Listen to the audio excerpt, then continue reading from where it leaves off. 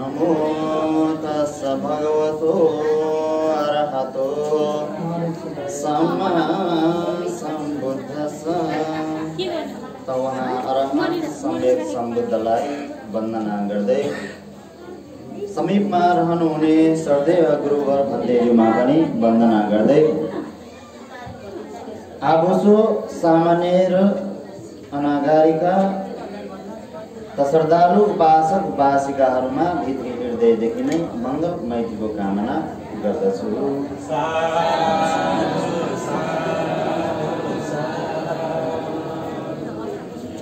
त आज विशेष रूपमा हामीहरूले कठिन चिवर दान उत्सव मनाइरहेका छौँ। त यस कठिन चिवर दान उत्सव मनाइरहँदा कठिन चिवर सम्बन्धी केही जानकारीहरू हुनु पर्दछ। त यो कठिन चिवर कठिन किन भनियो? त फेरि चिवर दान गर्ने हो, त यसमा कठिन चिवर दान भनेर भनियो। त यो चिवर वस्त्र दान गर्ने त हाम्रो समीपमा यहाँ छ, वस्त्र हामीले देखिराखेका छौँ। त यो चिवर दान गर्दाखेरि पनि एउटा उत्सव मनाएर दान गर्ने प्रचलन। त यो चिवरलाई किन कठिन चिवर भनियो त हामीहरूले बुझ्नु पर्दछ। त यो चिवर हामीहरूले चिवर वस्त्रहरू अष्टपरिष्कारहरू दान गर्छौँ।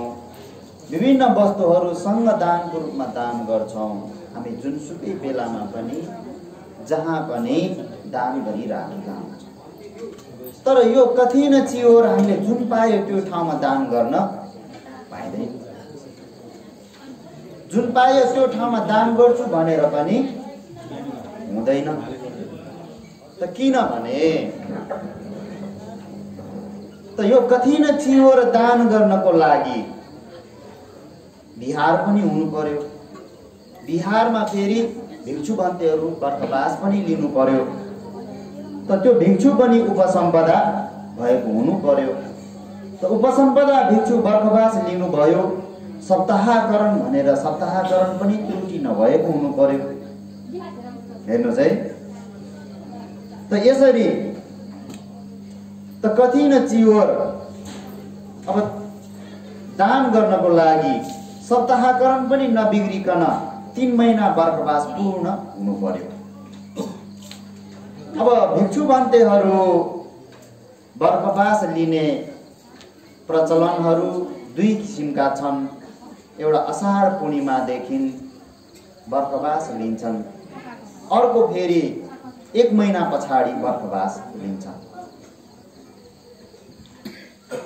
त अगाडि बर्खबास लिएकाहरूले कठिन चिवर दान पाउँछन् भने पछिमा बर्खबास बस्नेहरूले कठिन चिवर दान प्राप्त गर्न सक्दैन। भनेपछि उपसम्पदा भिक्षु भएर मात्रै पनि हुँदैन। उसले नियम अनुसारले बर्खबास बसेको हुनुपर्छ। त 3 महिना बर्खबास पुरा भएपछि पवरना भनेर हुन्छ। त त्यो पवरना पनि गर्नुपर्छ। त पवरना सकिसकेपछि 3 महिना बर्खबास पुरा भएको मानिन्छ विनयपूर्वक। त यसरी विनयपूर्वक बर्खबास पूर्ण भएको मानिन्छ र बल्ल कठिन चिवर दान सम्पन्न गर्न सकिन्छ। न त त्यतिकै हाम्रो बिहारमा एकजना भन्दै हुनुहुन्छ भनेर मात्रै कठिन चिवर हुन सक्दैन। त यसरी सबै प्रक्रियाहरू पुरा भयो। त यस दिव्य ज्योति बुद्ध विहारमा हाम्रो विशारद भन्तेज्यू चाहिँ बर्खबास लिनुभयो। हाम्रो विशारद भन्ते चाहिँ बर्खबास लिनुभयो। हामीहरूले विशारद भन्तेज्यूलाई कठिन चिवर दान गर्ने हो भनेर उहाँ एकजनालाई दिएर पनि हुँदैन। त यो कठिन चिवर भिक्षु सङ्घलाई दिनुपर्छ। कसलाई दिनुपर्छ? भिक्षु सङ्घलाई। त भिक्षु सङ्घ पुरा हुनुपर्छ। कठिन चिवर दान सम्पन्न गर्नको लागि कम्तीमा पनि 5 जना भिक्षुहरू चाहिन्छ। कतिजना चाहिन्छ? 5 वर्गी भनौँ न हैन, 5 वर्गी भिक्षु बन्तेहरू हुनुपर्दछ। तब मात्रै कठिन चिवर दान दिन सकिन्छ, अथवा लिनेले पनि कठिन चिवर दान लिन सक्छ। नत्र विशारद भन्ते एकजना बस्नु भएको छ, उहाँले 1-2 जना बोलाएर कठिन चिवर दान हुन सक्दैन। त त्यो कारणले पनि कठिन चिवर कतिको महत्त्वपूर्ण छ ल हेर्नुहोस् त हैन। त भिक्षु बन्ते छ, 1-2 जना भएर पनि नहुने, कम्तीमा पनि 4 वर्गीदेखि माथि 5 वर्गी भिक्षु बन्तेहरू भएर पुरा हुनुपर्ने। तब सङ्घमा कठिन चिवर दान गर्नुभयो, सङ्घले त्यो चिवर लिनुभयो, त फेरि सङ्घले पनि विभिन्न प्रक्रियाहरू पुरा गर्नुपर्छ। त्यतिकै सजिलो छैन हैन। दाताले दान दिनुभयो, हामीले त्यो कठिन चिवर पायौँ भनेर त्यतिकै थापेर पहिरेर हिँड्नु पाउँदैन। त फेरि त्यो सङ्घमा प्राप्त भइसकेपछि भिक्षु सङ्घहरू हो, हाम्रो सङ्घमा चाहिँ यो कठिन चिवर प्राप्त भएको छ। त यो कठिन चिवर प्राप्त भएको, अब सङ्घमा कसलाई चाहिँ यो चिवर आवश्यकता छ भनेर फेरि सङ्घले सोधखोज गर्छ। सोधखोज गरिसकेपछि सङ्घमा त जसलाई चिवर चाहिँ आवश्यकता पर्छ त्यसलाई चाहिँ सङ्घले कठिन चिवर फेरि व्यक्तिगत गराएर दिन्छ। त्यसमा पनि कठिन कम्मवाचा, कठिन थार कम्मवाचा भनेर कम्मवाचा पाठ गरेर पुरा गरिसकेपछि फलाना भिक्षुलाई दिने भनेर निर्णय भइसकेपछि अब त्यहाँ सङ्घमा कुरा हुन्छ। हे सङ्घहरू हो, हामीले यो चिवर चाहिँ फलानो भिक्षुलाई दान दिँदैछौँ हैन। अरू सङ्घहरूमा चाहिँ चित्त बुझ्छ कि बुझ्दैन हैन। चित्त बुझ्यो भने चुप लाएर बस्नुहोस् हैन, चित्त बुझेन भने भन्नुहोस्। अब यसरी भन्दै जाँदाखेरि सबै चुपचाप बस्नुभयो भने सङ्घहरू चाहिँ चुपचाप बस्नुभएको छ, अब यो पक्कै पनि उहाँको लागि निम्ति यो चिवर दिन योग्य छ भनेर म ठान्दछु भनेर कम्मवाचा पढ्ने भन्दैले भन्नु। त यसरी कम्मवाचा पुरा भइसकेपछि अनि त्यहाँबाट फेरि आफूले लगाएकोलाई त्याग दिनुपर्छ र नयाँ पाएको चिवरलाई अधिष्ठान गर्नुपर्छ। यो चिवर म धारण गर्नको लागि अधिष्ठान गर्दैछु भनेर अधिष्ठान गरिसकेपछि बल्ल अब त्यो चिवर के हुन्छ, कठिन दान चिवर प्रक्रिया पुरा हुन्छ। अब त्यसमा उही कपन लगाउने हैन, विभिन्न प्रक्रियाहरू छन्। त मोटामोटी त्यति गरिसकेपछि अब त्यो कठिन चिवर दान सफल हुन्छ। भनेपछि कठिन चिवर दान गर्न हैन विभिन्न नियमहरू प्रक्रियाहरू पुरा गर्नुपर्ने, विनय नियमहरू पुरा हुनुपर्ने। त्यो कारणले गर्दाखेरि कठिन चिवर कठिन भनिएको गहकिलो हैन। त्यो नियम पुरा भइसकेपछि बल्ल फल प्राप्ति हुने। हेर्नुहोस् है, फल पनि प्राप्त हुन्छ। त कतिसम्म भनिएको छ भने क्षेत्र सम्पत्ति र चित्त सम्पत्ति भनेर भनिन्छ। के सम्पत्ति रे? क्षेत्र सम्पत्ति र चित्त सम्पत्ति। त्यो क्षेत्र सम्पत्ति र चित्त सम्पत्ति मिल्यो भने त दाताले जे मनमा चितायो त्यो पुरा हुन सक्छ। ल हेर्नुहोस् त त्यो पुण्य अझ कतिसम्म भनिएको छ भन्दाखेरि हामीले एउटा कपडा, हिमालय पर्वतलाई ढाक्ने कपडा दान दिनु र एउटा कठिन चिवर दान दिनुमा कठिन चिवरले जित्छ भनेको त्यति महान छ। कठिन चिवर भनेको त्यो कठिन भएकै कारणले गर्दा त्यो महान आनिशंस फलदायी। त्यो कठिन चिवर दान गर्न पाएको छ भने त हामी दुर्गति जानु पर्दैन भनेर भनेको छ। नागी त थेरको कथामा हेर्ने हो भने नागी त थेरले पहिला कठिन चिवर दान गरेर आएको कारणले गर्दा 91 कल्पसम्म दुर्गति गएको थाहा छैन। ल हेर्नु त दुर्गति पनि निवारण हुने, आफ्नो चिताएको फल पनि प्राप्त हुने। के मिल्नु पर्यो? क्षेत्र सम्पत्ति पनि मिल्नु पर्यो, चित्त सम्पत्ति पनि मिल्नु पर्यो। त यो कठिन चिवर त महान भएको कारणले गर्दा महानै पुण्य लाभ हुने भयो। त यो क्षेत्र सम्पत्ति र चित्त सम्पत्ति मिल्यो भने सानो भन्दा सानो दानले पनि ठुलो भन्दा ठुलो चाहिँ पुण्य लाभ हुन्छ भनेर भनियो। ल हेर्नुहोस् है, त यो कठिन चिवर त महान पवित्र चिवर भइहाल्यो। हेर्नु त चिवर त आफैमा के छ? पवित्रता छ, शुद्धता छ। हामीले ओछ्याउने आसन मात्रै दान दिँदाखेरि पनि कतिसम्मको महान पुण्य लाभ हुन्छ भन्ने त एउटा कुञ्जर विमान कथा हेर्दा पनि हामीले थाहा हेर्नुहोस् है। त कुञ्जर विमान कथा त त्यहाँ चाहिँ एक समय भगवान बुद्ध राजगृहको कलन्दक निवास गरिराख्नु भएको बेलामा त्यस ठाउँमा नक्षत्र घोषणा चाहिँ गरिएको थियो रे। उत्सव घोषणा गरिएको।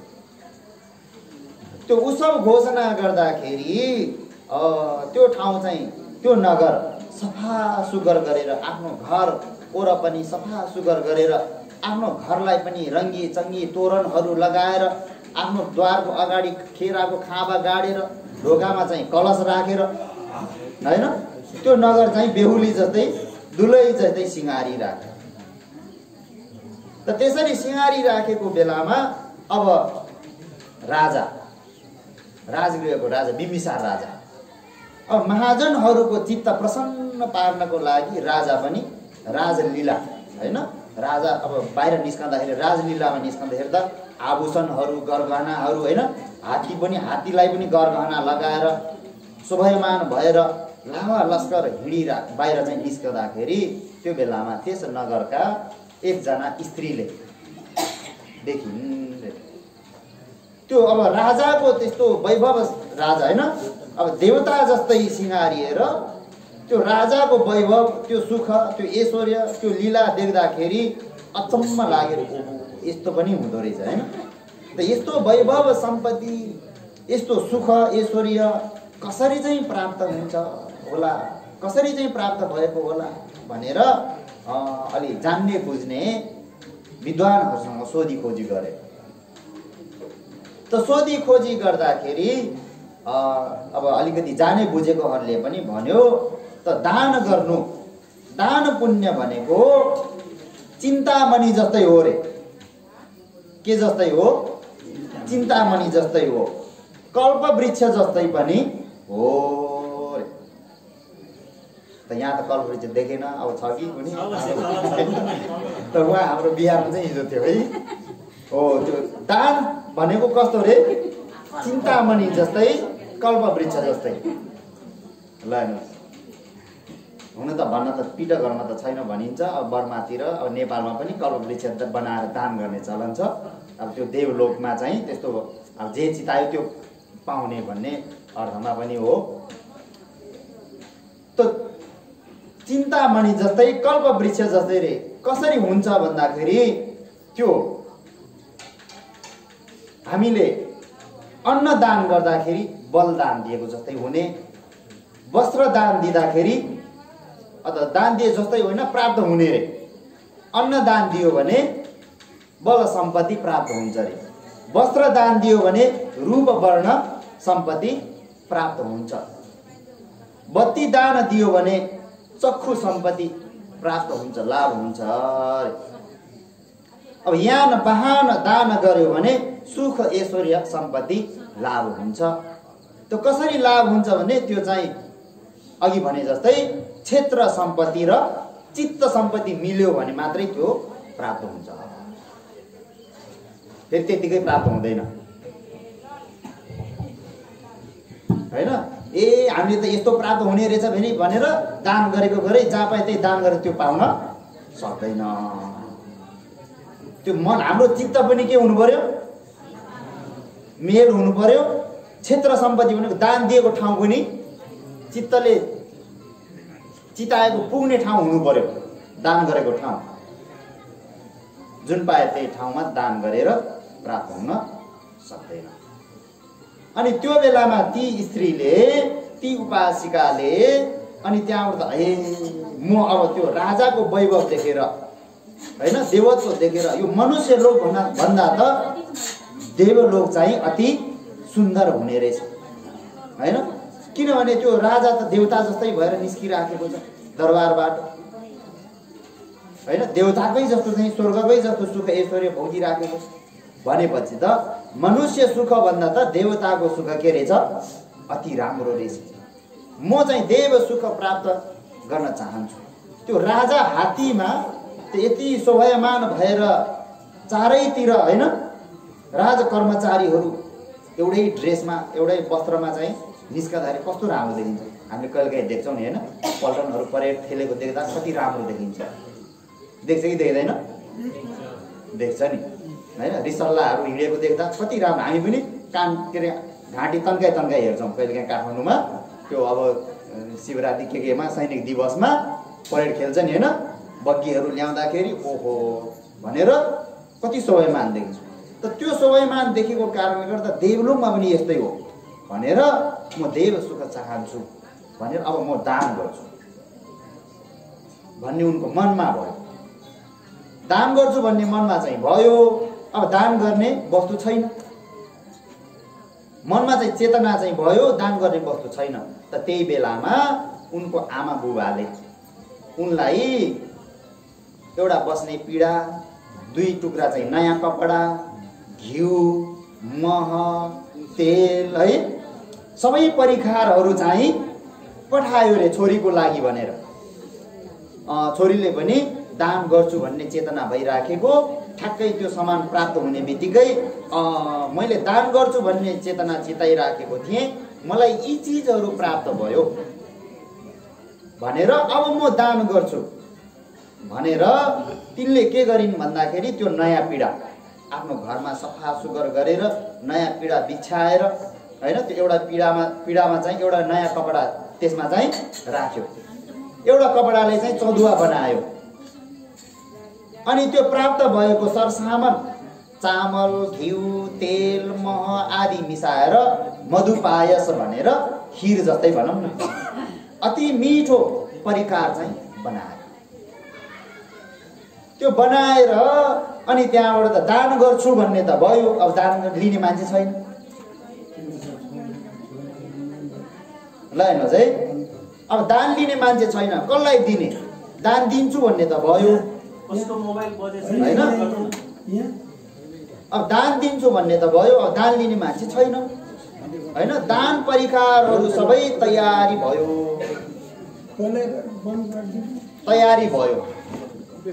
दान गर्ने परिकारहरू सबै तयारी भयो तयारी गर्यो अब दान त दिने मन भयो सबै तयारी पनि भयो अब कसलाई दान दिने हैन अब चित्त सम्पत्ति चाहिँ के भयो क्षेत्र सम्पत्ति पाएन ल हेर्नुहोस् है अब यो कति नै चिवर पनि अति महान छ अति चाहिँ वैभवशाली छ अति पुण्यवान छ अति चाहिँ पुण्यलाभी छ भनेर कति नै चिवर दान गर्छु भनेर तयारी गरे तापनि अब भिक्षुवन्तीहरू अघि भने जस्तै हैन विनय नियम अनुसारले बस्ने छैन भने कहाँ दान दिने अब ती उपासिकाले पनि अब सबै सरदाम चाहिँ जोरजाम गर्यो सबै सम्पत्ति जोरजाम गर्यो अब दान दिने मान्छे लिने मान्छे छैन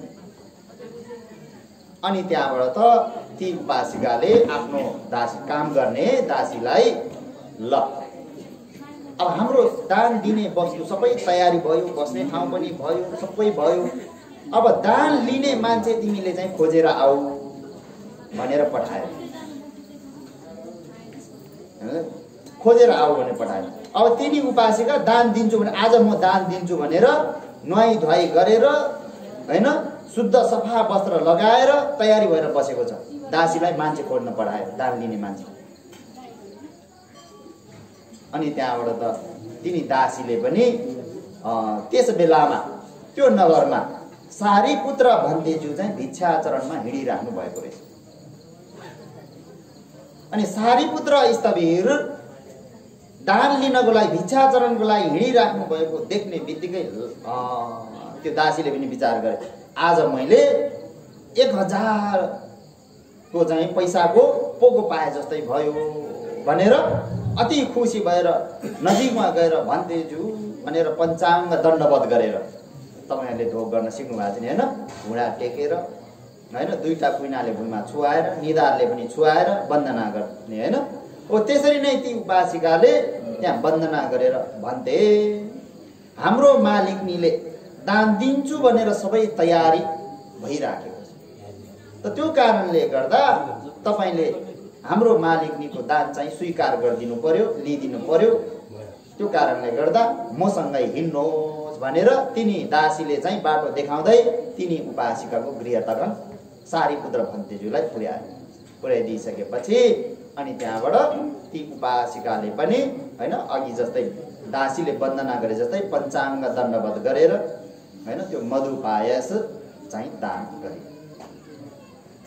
त दान गरेर अनि त्यहाँबाट त कामना गरिन् कि भन्थे मैले यो दान गरेको कुशल पुण्यबाट म चाहिँ देवलोकमा चाहिँ पुग्न सकूँ, त देव ऐश्वर्य चाहिँ प्राप्त हुन सकूँ, त देवलोकमा पनि मलाई चाहिँ हात्ती प्राप्त होस् भनेर अब त्यो ठाउँ यतिसम्म सजाएको थियो कि त्यो पीरका बिछाएर होइन पीडाको खुट्टा हुन्छ नि, खुट्टा चार खुट्टामा मालाहरू गाँसेर कमलको अब त्यो के भन्छ पुष्पपत्रहरू पातहरू होइन सबै चारैतिर छरेर रे अब माथि पनि अब माला गाँसेर झुन्याएर ठाउँ ठाउँमा यस्तो कि अब एकदम ठुलो चाहिँ मण्डप, राम्रो मण्डप जस्तै तयार पारेको थियो त्यो बासी।